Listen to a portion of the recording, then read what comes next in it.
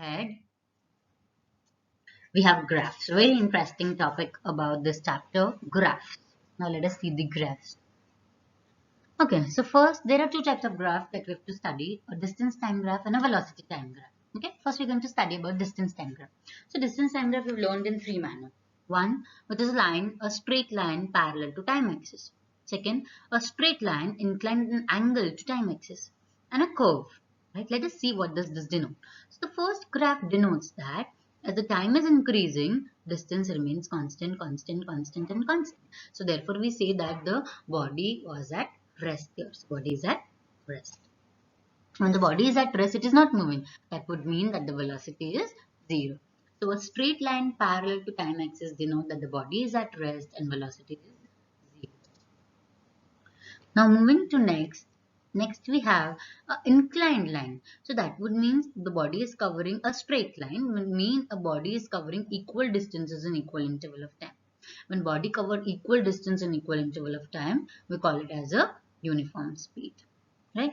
Now uniform speed hai, that means there is no change in the speed. If there is no change in the speed, body is constantly moving. Let's say an example, that the body is constantly moving with 10 meters per second. So that means that acceleration would be 0 in this case. Right?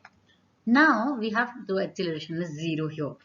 Now we have the third one, which is a curve. So for curve, it is a non-uniform speed. That means the speed is changing continuously. If the speed is changing continuously, that means this is an accelerated motion. So this is non-uniform speed and accelerated motion. So whenever you have a straight line, it is whether it is distance time graph or a velocity time graph. If you have a straight line graph, that means it denotes something uniform. Now what uniform? So that you have to make out from the graph. So in this case, uniform matlab body is at rest only. Here uniform matlab body is at uniform speed.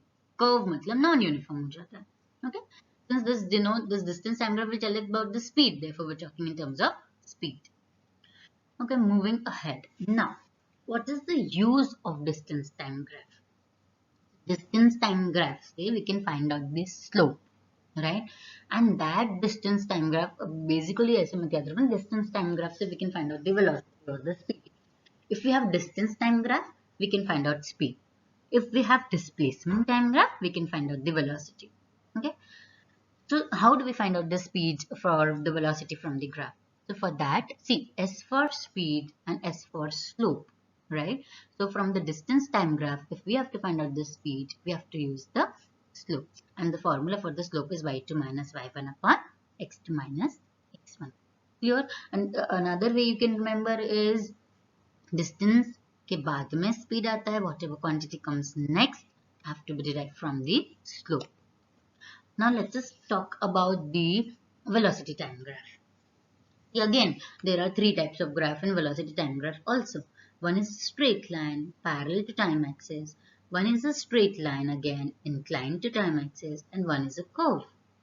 Whenever you have straight lines, that denotes uniform type of motion.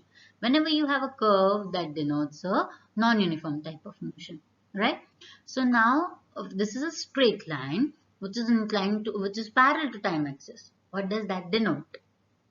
This denotes a uniform velocity motion. That as the time is increasing, see here, let's say the value on the graph would be 5. So that means 5, 5, 5, 5, 5, 5, every time it is constant only. So time is increasing, but the velocity is constant. So we say it as a uniform velocity motion. Fine.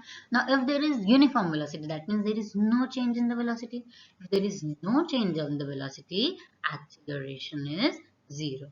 So whenever the body is moving with uniform velocity or uniform speed, see here also and here also, right, acceleration would be 0. Only the nature of the graph is varying because this was a distance time graph. This is a speed or the velocity time graph. So the nature will vary. Meaning would come out to be the same. Now if we see the second graph, in the second graph, it is a straight line inclined at time axis, right? So again, since it is straight line, it again denotes something uniform. Now here, what is uniform? Uniform here means that it is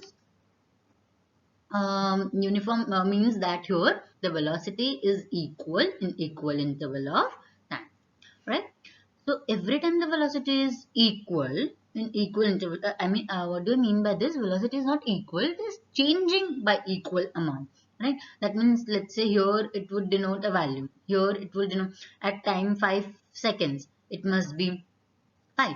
At time 10 seconds, it must be 10. So there is equal change in the velocity of the body. If there is equal change or there is change also, then we can say that it is a uniformly accelerated motion. So this denotes uniform velocity motion. This denotes uniform accelerated motion.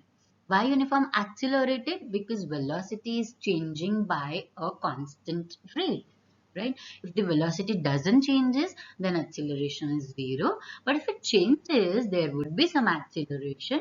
And if it changes by equal amount, that acceleration is constant, right? So here that acceleration is going to be constant because the velocity is changing by a equal amount. Clear?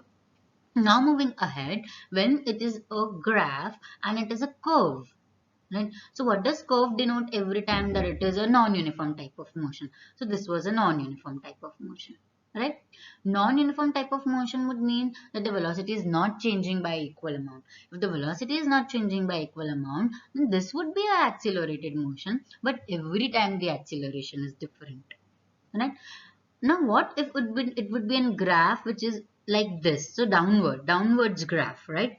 Then it would also be a non-uniform motion, but it is going to be retarded motion because that would denote that the velocity is decreasing with time. So it is going to be a retarded motion.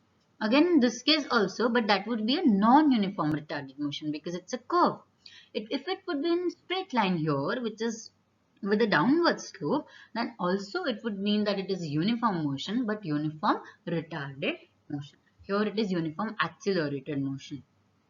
So yes, I have forgotten to write here accelerated motion. So you just be sure that if they're asking you the nature of the velocity time graph with a straight line inclined to time axis, you have to say it is a uniform accelerated motion.